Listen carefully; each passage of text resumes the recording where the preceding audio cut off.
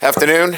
We'll do a quick recap on this past weekend. I think what I'd like to just point out is, you know, consistency, takes its, shape in many ways. For us, it's been, a football team that has had to do a lot of things differently. And with that comes blind faith, and I told our team I was really proud of the way they have just embraced change. It's hard. It's hard for everybody to change, and so I've been really proud of the way they have embraced change and done the things that we've asked them to do to become more consistent on a day-to-day basis and within our process and their preparation and their mindset, their habits, the way they think, and we've been able to make the progress necessary to have a modest winning streak, and this is modest.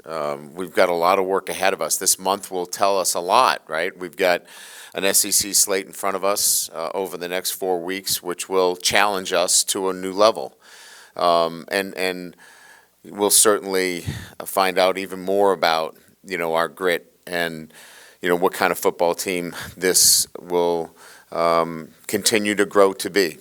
We know where our issues are. It's a team that will fight, but we're thin in some areas, and so we've got to make sure we keep our team rested. We've got to stay away from injuries, things of that nature. But there's no doubt about the fight. These guys will fight for the right reasons, and I just wanted to make sure that from my perspective that this win this past weekend against the New Mexico team was significant in that we built some consistency with a group that has been willing to follow a whole new pattern, and it's been enjoyable.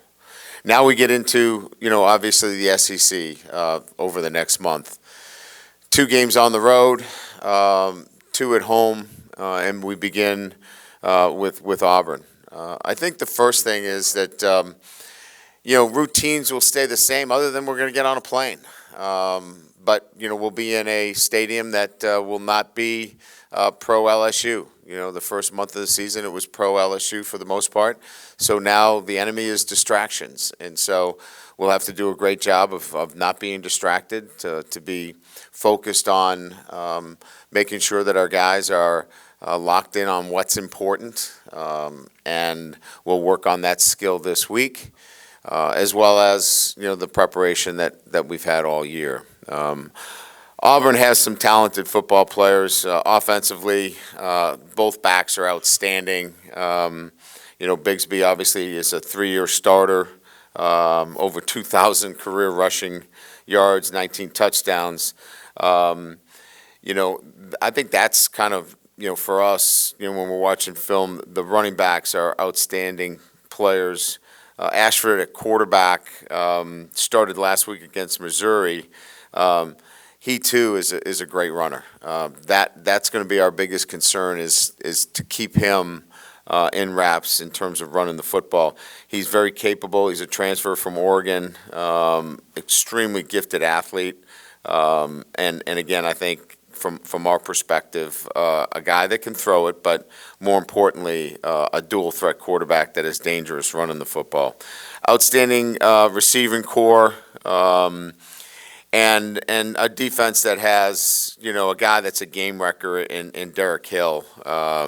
He's a guy that you're going to have to find. We'll have to game plan and make sure we know where he is. Riley, outstanding linebacker. And again, a football team that's playing at home, coming off its SEC win against Missouri in overtime. It'll be a great challenge for a football team. So with that, we'll open it up to questions. Right in the middle. Yes. You mentioned Ashford at quarterback. Do you expect Ashford to start, or are you going to prepare for multiple quarterbacks this week? I think you always have to keep an eye on, whether Finley plays as well. Certainly, he gives you, the throwing end of things. So we'll have to prepare for both. We don't have any firsthand information that one's playing over the other, but we'll be prepared for either one. Brian, down here at the bottom, just any injury updates? I mean, Jaden, is he still feeling okay? And then Armani and Jay Ward as well. Yeah, Jaden, no residual effect from Saturday. He'll be able to practice. Let's see, Jay Ward feeling really good. I think he's a go for Tuesday. We'll probably limit his workload on Tuesday, but he should be able to go. Amani, it'll be a day-to-day situation with him. Just right in the middle, Coach. Just wondering what prompted your opening remarks there.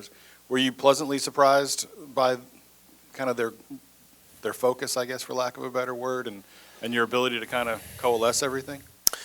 Well, I think it was important to point out that, in anything that you do, right, when there's change, it requires a commitment. And even though this is a modest winning streak of 3 games, it should be noted that these guys are doing everything possible to make sure that LSU football regains its place. And they're working really hard at it. But there's still a lot of work ahead of us.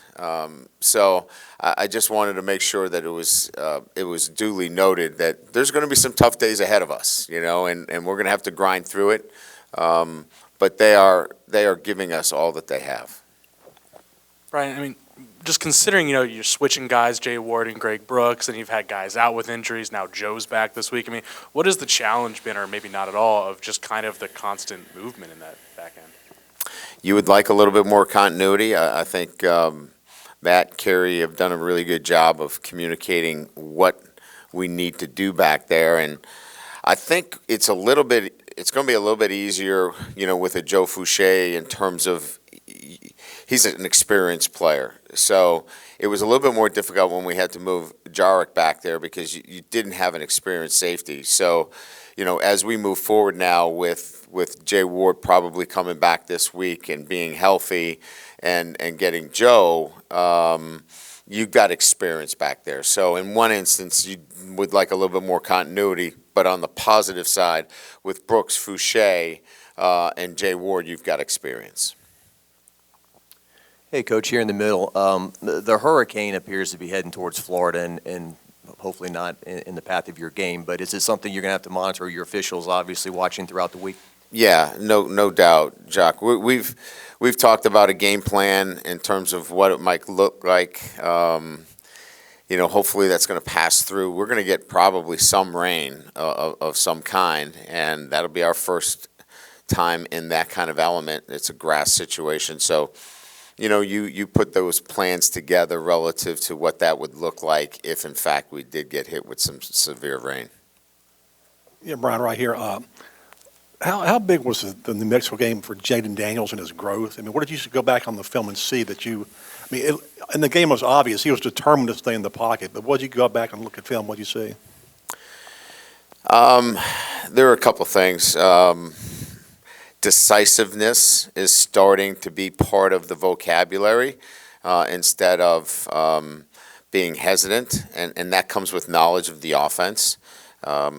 I think the other thing is that he has become a lot quicker in his setup.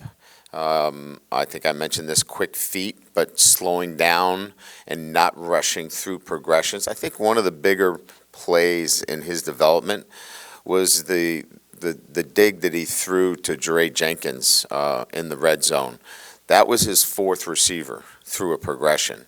Those are the kind of things you're looking for in terms of development of a quarterback, and we're starting to see that, as well as the screen to Malik Neighbors, how quickly that ball comes out. So I think a little bit of everything was coming together, and the word I would use is just he's becoming more comfortable and more decisive. Brian in the middle. Not to harp on the open again, but you seem pleased. Is this team better through 4 games than you thought they'd be, or are you pleased with the progress over a month? I guess the setup was we're going to find out now. This first month was kind of like let's put this together, and the preface was these guys have worked really hard to do exactly what we've asked them to do. They've put themselves in a position. They have, followed a process, and they've been consistent with it. Now we're going to have to apply it to the SEC, and that is a step up. So the next month, there's going to be some good days and there's going to be some bad days, and they cannot, try to do things differently. When it's like anything else, the old, Mike Tyson line, everybody's got a plan until they get hit in the mouth, right? I mean, we're going to have to stick with our plan and stick with our process every single day, and because we're going to get hit in the mouth. And we're going to have to trust it and keep going. And I guess that was the preface that I was trying to make. Coach, going back to what you were saying about weather, just how do you manage a game where the playing conditions can be affected by something like that? And especially, with a team where you do like to pass the ball up.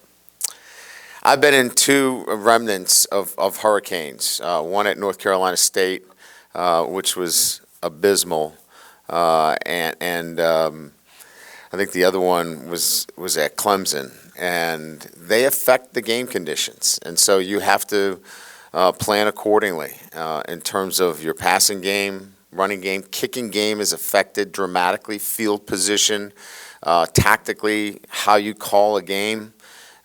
You just have to wrap your head around it, prior to and prepare for it. And then, quite frankly, you have to react accordingly during the game. I'm not making too much of it. I'm not going to put it too much on our players. Our players just need to play, and as coaches, we'll adapt accordingly during the game.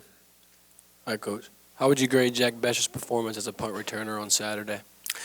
Fearless. We'll work on a couple of things where fearless shouldn't be always the number one criteria of returning punts.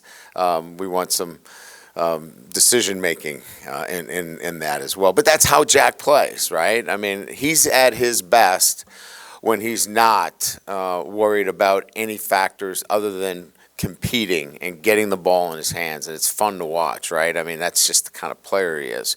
But you can see what kind of impact he can have in our punt return game. And look, and the trickle-down is the other 10 guys, they want to block for him. And that is an added incentive when you have a punt returner that can break it. It adds a great energy to the entire group. Coach, here on the right. You mentioned Joe Fuchsia's experience. Is the reality that he wasn't hurt and that he only missed a few games, does that lend to, you being able to lean on him for starters reps right away? And kind of how's he looked in practice? That's kind of one thing Greg Brooks talked about, is that he's gotten a lot of time in practice to get ready. Yes, he's been actively involved. I think the plan has been excellent. He's been involved in any articulation between our offense and defense that hasn't involved game plan, which is quite a bit. Every day we'll have some 11-on-11 work where there is no, hey, we're getting ready for New Mexico or getting ready for Mississippi State. He's involved in that. So he's in our defensive structures. When we start to, over the past month, when we got ready for team time for our opponent, he would come over on the scout, and he was a pain to deal with because he was so good playing so hard as a scout team member that he made us better. So I've been able to firsthand see his action on a day-to-day basis, and he'll be ready to play right away. Are you expecting Kayshawn back for this game? Yes. And then just the general thought that each week we've talked about you wanting to get the ball to someone specifically, right? Get them involved. You have such a deep and talented receiver room. When does it become forcing an issue? Yeah, I think that's a great point. And so I think there was only one time that I really alluded to the fact that after week one that we needed to get him going a little bit. Other than that, I think we have to be able to let the game come to these guys naturally. We've moved some guys around, obviously. You saw Neighbors into the short field, playing the W, and you saw Jack playing, the slot a little bit more. other than moving guys around a little bit, I think that's all you'll see from a manipulation standpoint. Other than that, the offense has got to come to you, and when you get your opportunity, you got to make plays because there's so much depth there. Hey, Brian, I think at the end of camp you talked about Harold Perkins and that he had a little bit of ways to go. Seems like he's flashing more and more. How did you think he performed the other night in a starting role? Look, here's the thing with Harold. He's going to flash because of his skill set. I mean, he is twitchy. He is fast. He has all of those tools that are going to allow him to show. And then Matt's doing a great job of keeping it in the easiest form within the defense. We can't give him, he's just gotten here. So to give him the entire playbook is not fair to him. So Matt's given him pieces of the playbook that allows him to go play fast because that's his best trait.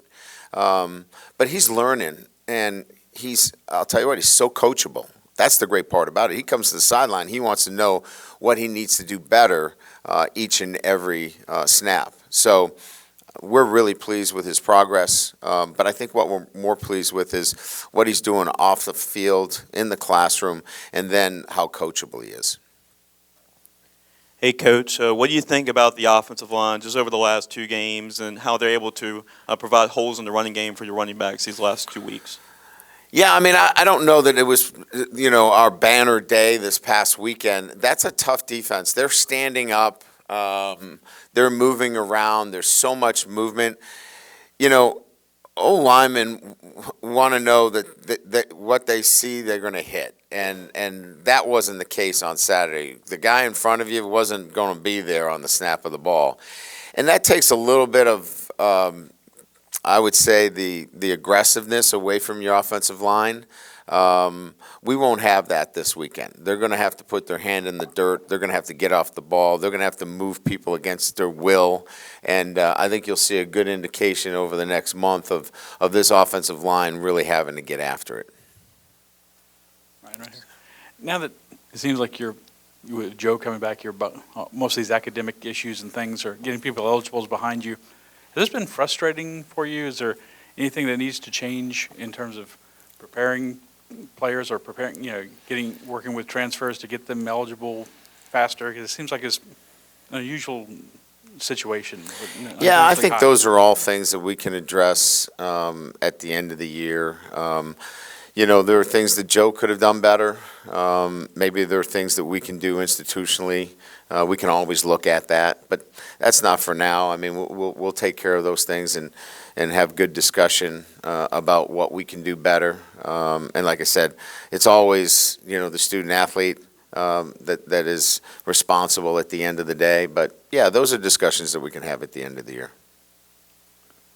Brian, with Charles Turner at center now for a few games, how would you evaluate the way he's played? And I guess where's your confidence level with him as he starts to face some bigger guys on the opposite side? Yeah, I mean, I think it's a really good question. First of all, he's a great communicator. He knows what he's doing up front. He is getting people in the right place. But it's going to get harder. It's going to get harder. The competition is going to be such that he's going to be in the mix each and every week. So he knows, and he's up for the challenge. But again, I think we're putting him in a situation where he's got 2 guards next to him that are big guys, big physical guys. And the center is always working in combinations. So, most centers today are not, the biggest. They're usually the smartest, and they're usually guys that can move, and Charles can do those things for us. Hey, Coach, we recently went to Gina, Louisiana, where all 4,000 people in the town have number 10 jerseys. And yeah, I'll bet.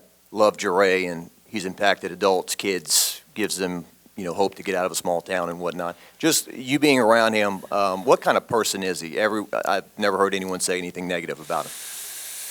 Well, first of all, I'm proud of the fact that he got his degree, because there was a time there where he was considering going to the NFL and he would not have had his degree.